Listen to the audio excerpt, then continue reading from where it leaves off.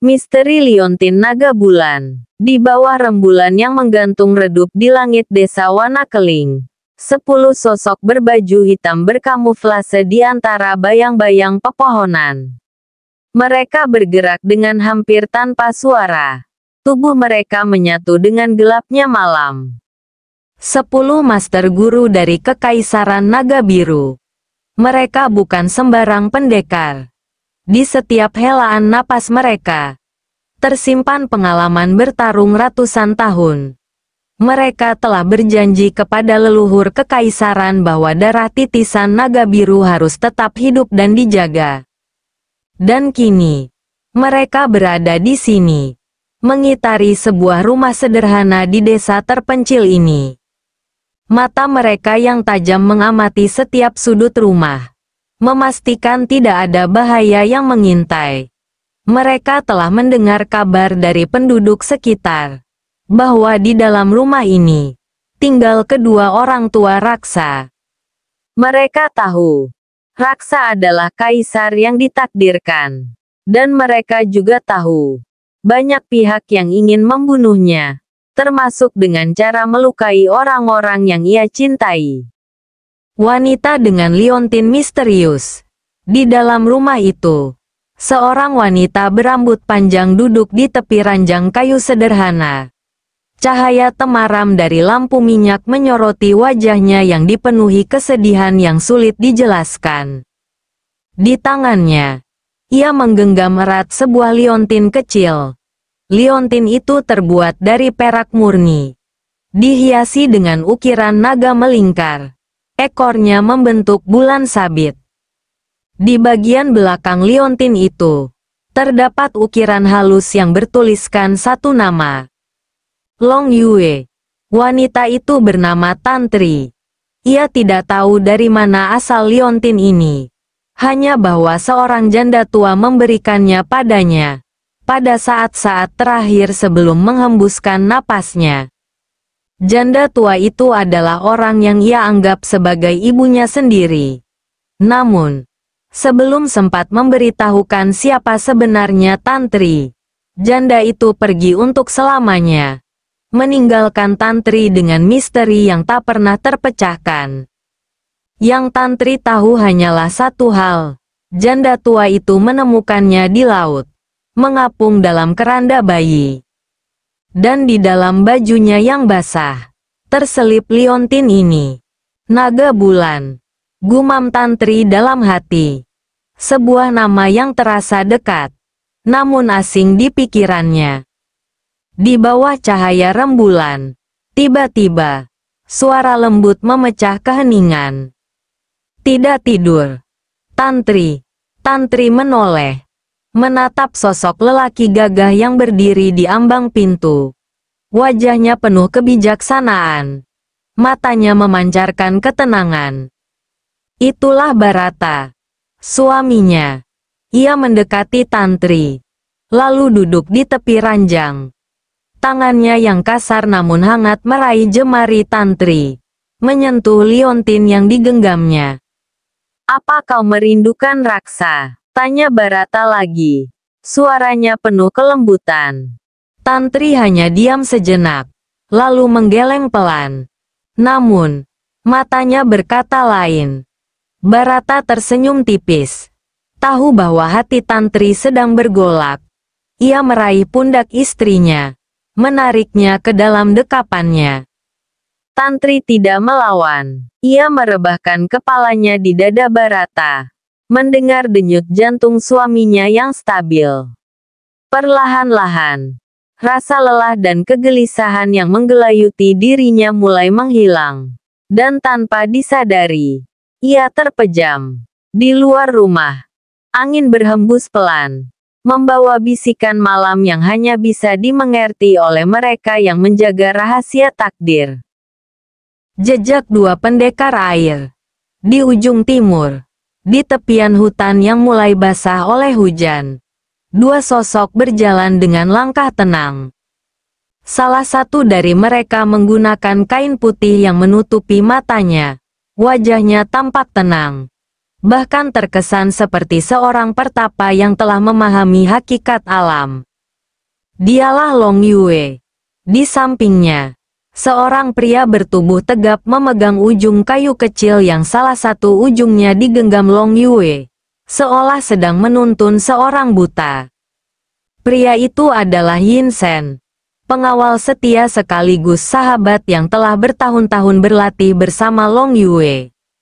Dari kejauhan, mereka tampak seperti seorang lelaki yang menuntun orang buta di tengah derasnya hujan. Namun, bagi mereka yang jeli, ada sesuatu yang tidak biasa. Mereka tidak tersentuh oleh air. Hujan mengguyur jalanan, membasahi atap rumah, dedaunan, dan orang-orang yang berlarian mencari tempat berteduh. Namun, di sekitar tubuh Long Yue dan Yin Shen, air seolah enggan menyentuh mereka. Pakaian mereka tetap kering, seakan-akan mereka berjalan di dalam ruang yang tak terjangkau oleh cuaca. Mereka tetap melangkah santai, tak terpengaruh oleh dinginnya hujan. Perjalanan menuju pasar. Di sepanjang jalan, beberapa orang melirik mereka dengan rasa penasaran. Seorang lelaki yang sedang berteduh di bawah pohon mendekat dan berseru, "Hei, anak tuan yang cantik, sayang sekali, buta." Yin Shen tertawa kecil dan menjawab, "Kami hanya ingin ke pasar untuk membeli sesuatu." Long Yue hanya tersenyum tipis, tidak terganggu oleh celotehan orang-orang. Namun, tiba-tiba, petir menyambar dengan dahsyat. Langit mendadak gelap. Awan mendung menebal dengan cepat. Angin bertiup kencang. Dan hujan semakin deras. Seolah langit menumpahkan seluruh isinya ke bumi. Orang-orang berlarian mencari tempat berteduh di bawah atap toko atau di bawah pohon besar di pinggir jalan. Beberapa orang mengumpat, mengeluhkan hujan yang turun begitu tiba-tiba. Namun, di tengah hiruk-pikuk itu, dua sosok masih berjalan tenang. Mata yang mengawasi di atas pohon besar yang tumbuh di tepian jalan. Seorang lelaki paruh baya duduk diam, memerhatikan pemandangan di bawahnya dengan mata terbelalak. Tangan kanannya mencengkeram ranting pohon, sedangkan mata tajamnya menatap lurus ke arah Long Yue dan Yin Shen. Jantungnya berdegup kencang. Tidak mungkin. Mereka menguasai elemen air. Gumamnya dengan suara gemetar. Ia mengamati dengan saksama. Di sekeliling tubuh mereka, air hujan seolah tertolak. Seperti ada perisai tak kasat mata yang menahan setiap tetesan hujan, menciptakan ruang kering di tengah badai. Ini bukan kebetulan. Ini adalah ilmu tingkat tinggi, seni mengendalikan unsur alam. Pria itu menahan napas. Matanya menyipit. Ia pernah mendengar legenda tentang pendekar yang mampu menolak hujan. Mereka yang dapat menyatu dengan air, mengendalikan arus, bahkan berdiri di atas permukaan sungai tanpa tenggelam. Tapi legenda itu sudah lama hilang. Dan kini, dua sosok di hadapannya membuktikan bahwa legenda itu masih hidup. Siapakah mereka sebenarnya? Pria itu meremas ranting pohon. Tangannya sedikit gemetar. Jika mereka benar-benar pengendali elemen air, maka dunia persilatan akan segera berubah. Sementara itu, Long Yue dan Yin Shen tetap melangkah dengan tenang, seolah tidak menyadari bahwa ada sepasang mata yang tengah mengamati mereka dengan penuh rasa takjub dan ketakutan. Mereka terus berjalan ke arah pasar, tanpa terganggu oleh badai yang mengamuk. Di belakang mereka, hujan terus mengguyur tanpa henti. Namun, tak ada satu tetes pun yang mampu menyentuh mereka. Kebangkitan Sang Naga Biru. Hujan semakin deras mengguyur kota pasar.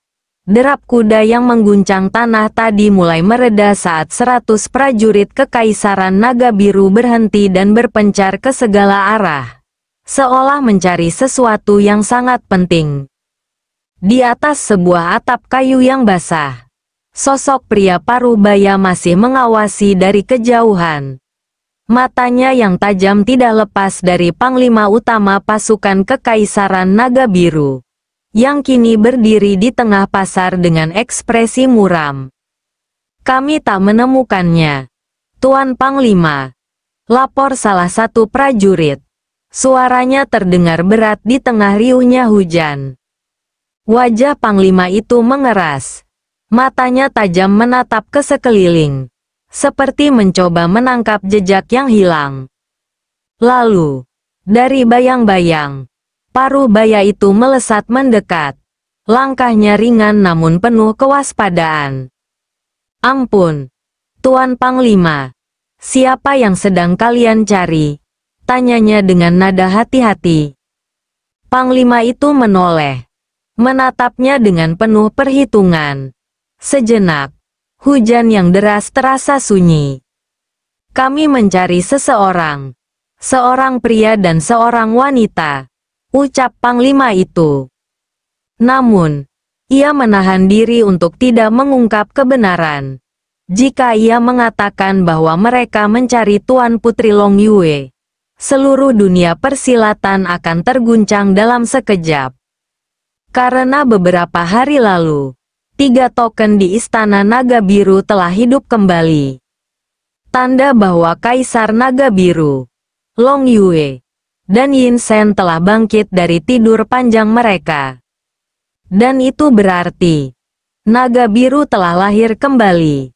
Tapi di saat yang sama, 10 pengawal elit yang diutus ke Tanah Jawa hingga kini belum kembali. Panglima itu menyimpan keresahannya dalam hati. Namun, mendadak, "Oh, yang wanita buta," ujar si parubaya dengan nada santai. Panglima itu mengernyit tajam. "Wanita buta? Tidak mungkin. Kenapa kau mengatakan dia buta?" tanyanya dengan suara tegas, mendekatkan diri pada pria parubaya itu. Si pria parubaya pun menceritakan apa yang ia lihat, tentang sosok perempuan yang berjalan dengan kain putih menutupi matanya, dan tentang bagaimana hujan tidak menyentuh tubuhnya maupun tubuh Yin Shen. Rahasia yang terungkap. Mata sang panglima melebar. Jadi benar, Tuan Putri Long Yue benar-benar telah bangkit. Darahnya berdesir. Ia sudah menduga, tapi kini ia mendapatkan kepastian. Namun ada satu hal yang masih membingungkan. Mengapa Tuan Putri tidak ingin kembali ke Istana Naga Biru? Mengapa ia justru berkelana di tengah rakyat biasa, menyamar sebagai seorang perempuan buta? Panglima itu mengerahkan pikirannya. Tidak mungkin ini kebetulan. Apa yang sedang direncanakan oleh Long Yue dan Yin Shen? Atau, apakah ada sesuatu yang lebih besar yang sedang mereka hadapi? Hilangnya sang putri. Panglima itu mengambil kantong berisi koin emas dan memberikannya kepada si parubaya. "Ini imbalanmu karena telah memberikan informasi berharga," katanya singkat. Si parubaya tersenyum puas dan segera menyelinap ke keramaian. Sementara Panglima menghimpun pasukannya kembali. Hujan masih mengguyur. Di dalam benaknya, satu pertanyaan besar menghantui pikirannya. Mengapa Long Yue tak ingin kembali? Namun, apapun alasannya, satu hal kini sudah jelas. Putri Naga Biru telah bangkit kembali.